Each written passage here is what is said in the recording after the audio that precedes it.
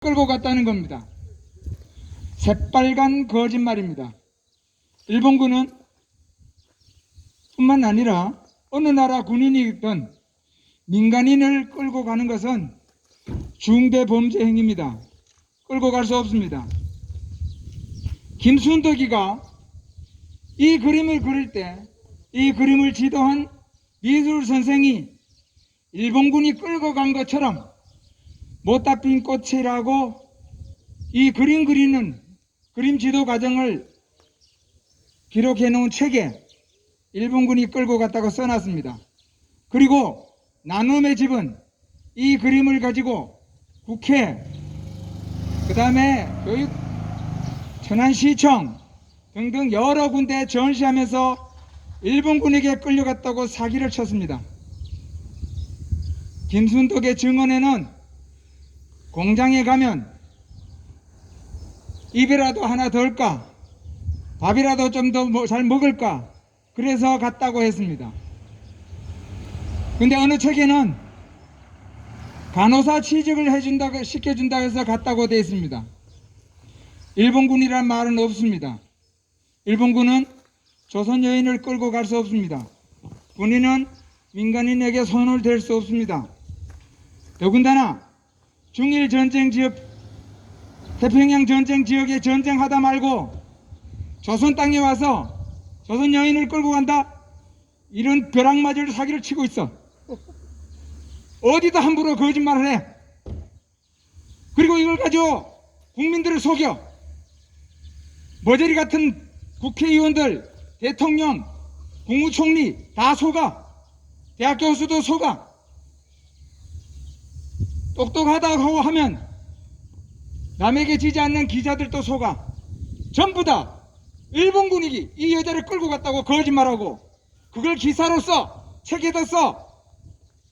이게 대한민국의 미개한 수준입니다. 호사카 유지는 이 여자를 또 책에다 써놨어. 어디서 들었는지 또 준간호사래. 또 준간호사로 갔대. 근데 일본군이 끌려고 갔다는 소리도 안 하면서 일본군에게 마치 끌려간 것처럼 이야기를 해. 그게 대학 교수예요. 호사카 유지가 일본군 위안부에 대해서 뭘 알아? 그런 게 대학 교수야.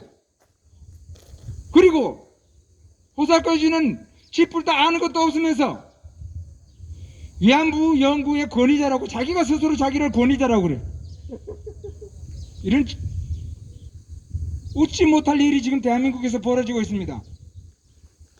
김순덕은 일본군에게 끌려가지 않았습니다. 1992년 8월 15일 광복절 특집 방송에 나와서 공장에 가서 취직시켜준다는 말을 듣고 따라갔다고 했습니다. 그런데 무슨 일본군이 끌고 가. 거짓말하지 마라. 거짓말하면 위안부 거짓말이라고 하면 빼놓을 수 없는 사람이 이용수입니다. 이용수는 입만 벌리면 거짓말이야.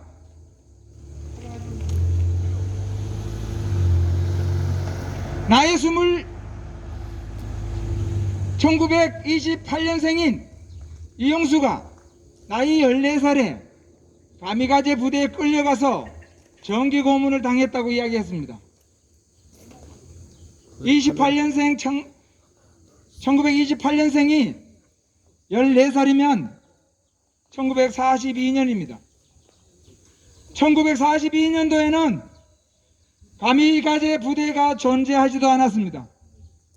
뻔뻔스럽게 거짓말을 했습니다. 그런데 증언할 때마다 달라. 어느 날은 일본군이 끌고 갔다. 어느 날은 마루에 앉아있는데 끌고 갔다. 어느 날은 창문으로 불러서 나갔더니 끌려갔다. 어느 날은 복면 쓴 군인이 자기를 잡아갔다. 이렇게 거짓말을 합니다. 근데 이러한 거짓말을 진실이라고 국민들에게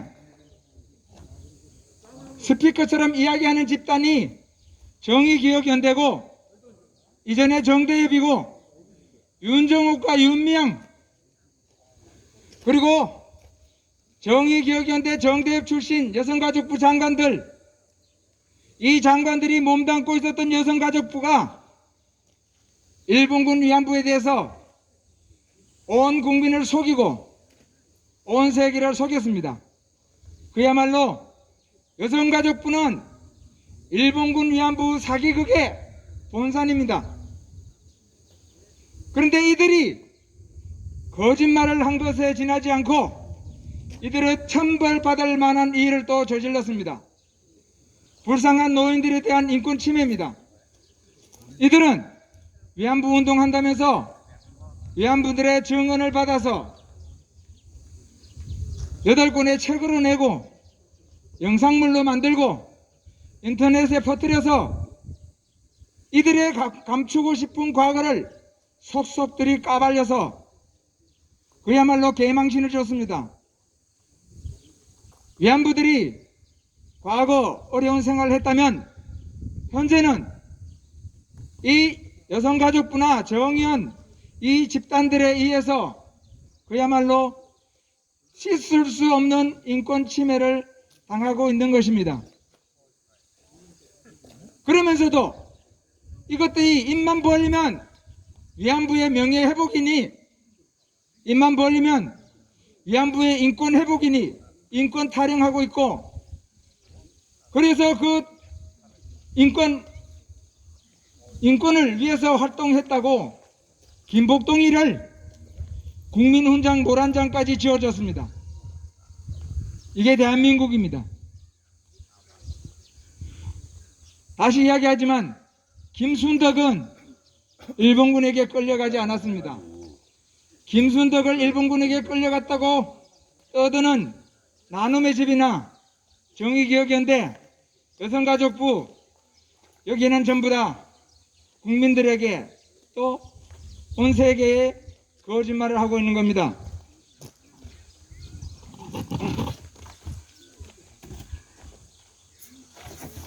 경이라는 여자가 그랬습니다. 위안부로서 그림을 잘 그리는 축에 속합니다. 그런데 이 그림에 보면 책임자를 처벌하라 해놓고 나무에 일본군을 묶어놓고 총으로 쏘는 겁니다. 그럼 책임자가 누구냐? 일본군 위안부의 책임자라는 겁니다. 일본군 위안부 피해자의 책임자라는 겁니다. 가해자라는 뜻이죠. 일본군이 되겠죠. 그렇지만 강덕경은 일본군 위안부 피해자도 아니고 일본군 위안부도 아닙니다.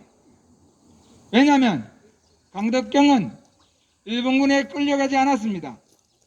위안부 피해자법 제2조 1항에 보면 일본군 위안부 피해자란 일제에 의하여 강제로 동원되어 성적 학대를 받으며 위안부로서의 생활을 강요당한 피해자라고 했습니다. 정의기억연대 홈페이지에는 일제를 일본군이라고 명시했습니다.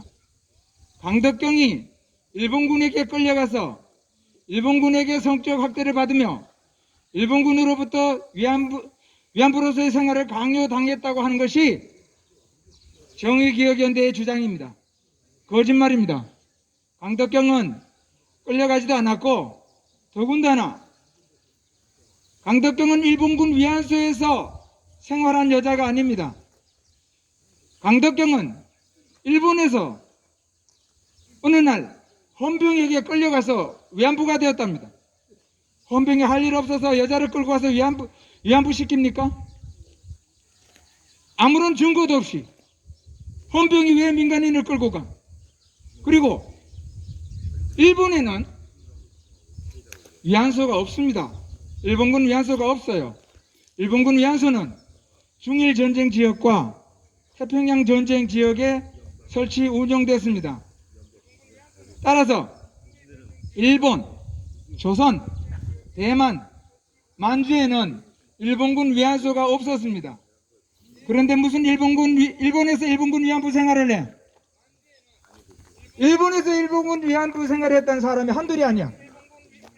이용수는 대만에서 일본군 위안소 생활을 했다는 겁니다. 대만에서 일본군 위안부가 됐다는 겁니다. 그런데 대만에는 일본군 위안소가 없습니다. 없었습니다. 그때. 더군다나 이용수가 위안부 생활을 했다는 대만 신주에는 아예 이용수의 말대로 가미가제 부대도 없었습니다. 가미가제는 특수임무를 띤 요원들로 정규 부대에 편성되지 않았습니다. 가미가제 부대라는 건 다른 특별히 가미가제 특공 요원들만 편성해서 운영된 부대는 없습니다. 쥐뿔도 모르고 가미가제 어디서 듣긴 들어가지고 1942년도에 가미가제 군인들에게 끌려가서 가미가제 군인들이 내리면 죽을까 모르는데 조선 땅에 와서 시골에 돌아다니면서 여자들을 끌고 가? 말이 되는 소리 해야지. 그리고 이용수는 얼마나 거짓말이 심하면 자기가 결혼을 했다는 것도 왔다 갔다 합니다. 언제는 결혼을 했다 그랬다가 언제는 결혼도 안 하고 혼자 산다고 증언을 그렇게 왔다 갔다 합니다. 무엇보다 이용수는 일본군 위안부가 아닙니다. 이유는 첫째, 대만에는 일본군 위안소가 없었습니다. 둘째, 일본군 위안소에는 군인들의 성병 방지를 위해서 반드시 콘돔을 사용하도록 됐습니다. 그런데 이용수는 콘돔은 구경도 못했다고 했습니다. 일본군 위안소에서는 위안부들에 대해서 정기적으로 한 달에 한 번 건강검진을 하고 일주일에 한 번 성병검사를 했습니다. 그런데 이용수는 건강검진도 모른다. 병원도 모른다. 그 다음에 보건소도 모른다. 그런데 매독에 걸린 이용수가 주사를 놔줬답니다. 누가? 일본군 위안소라면 당연히 군의가 놔야 되는데 주인이 놔줬답니다. 포주가 주사를 놔줬다는 겁니다. 그런데 무슨 일본군 위안소야? 노인네가 거짓말해도 정도껏 해야지. 도대체 이용수 입에서 나오는 말은 맞는 말이 없어.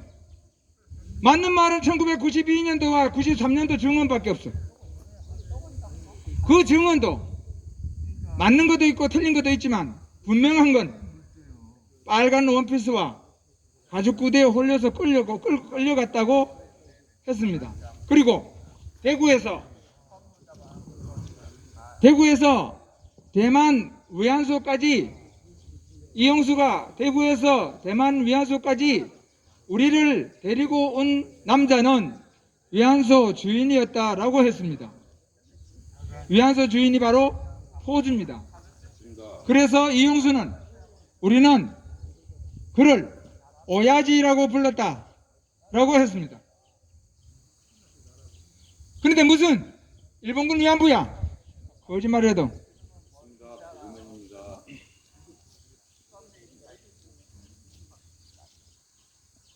그리고 우리는 위안소에 대해서 일본군 위안소에 대해서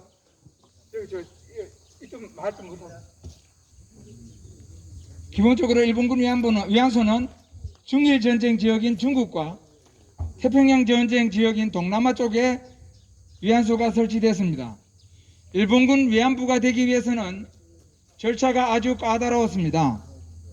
기본적으로 국내에서 일본군 위안소인 중국이나 동남아 쪽으로 가기 위해서는 일단 포주와 계약을 체결해야 됩니다. 계약 체결 후에는 그 계약을 근거로 관할 경찰서에 출두해서 신분증명서를 발급받아야 됩니다.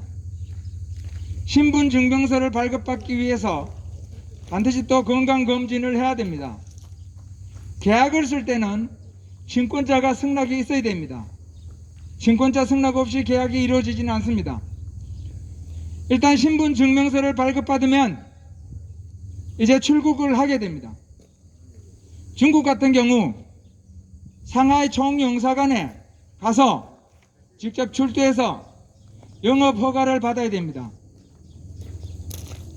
영업 허가는 당시에는 이 매춘하는 것이 합법이고 공창제였기 때문에 반드시 허가를 받아야 영업을 할 수 있었습니다. 그리고 세금을 내야 됩니다. 정기적인 건강검진을 받아야 됩니다. 성병검사도 받아야 됩니다. 그런데 영업허가를 받기 위한 서류로는 친권자 승낙서, 인감증명서, 호적등본, 가업인 조사서, 영업허가 원서 이런 서류를 갖추고 또 사진 2장을 첨부해야 됩니다. 그런데 이 모든 서류는 국내에서 출발하기 전에 다 갖추어야 합니다. 만약에 영사관 경찰서에서 출두해서 이 중에 어떤 서류라도 하나 미비한 게 있으면 귀환시켜 버립니다.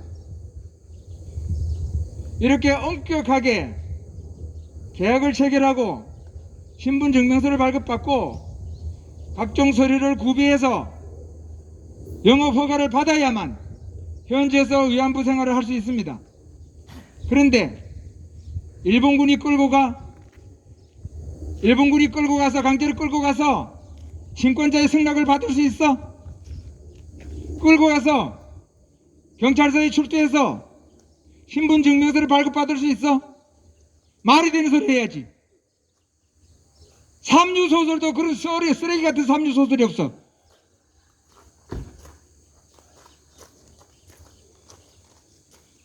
현지에서 생활하더라도 일본군 위안소에서는 헌병들이 순찰을 도웁니다. 헌병이 순찰 돌아서 군인들의 위법 행위가 드러나면 반드시 처벌을 합니다. 그리고 처벌했다는 많은 자료들이 남아 있습니다.